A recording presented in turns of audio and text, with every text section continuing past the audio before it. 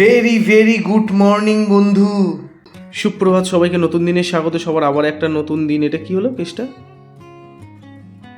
ভগবান মানে যখন যা ইচ্ছা মনে হয় তাই করে। যাই হোক, আজকের যে আসনটা আমরা করতে চলেছি সেটা খুব বেনিফিট একটা আসন, খুব বেনিফিট পাবে মানুষ। যেই আসনটার নাম হচ্ছে চক্রাসন। এই আসনটার ইংরেজিতে নাম হচ্ছে আর্চ। এইটা প্রথমে বলে দিই, এটা খুব সহজে আমি করে দেখাচ্ছি। প্রথমে শুয়ে করে দেখাচ্ছি, এরপর আমি দাঁড়িয়ে করে দেখাবো। তার আগে বলি কারা করবে না।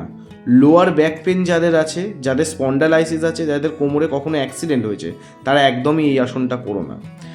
এই আসন সকালে খালি পেটে করা উচিত, এবং যদি যারা না করতে পারবে, যারা সেই সকালটা যাদের সময় না হবে, তারা বিকেলেও করতে পারো, দুপুরের খাবার অন্তত 6 থেকে 7 ঘন্টা পর।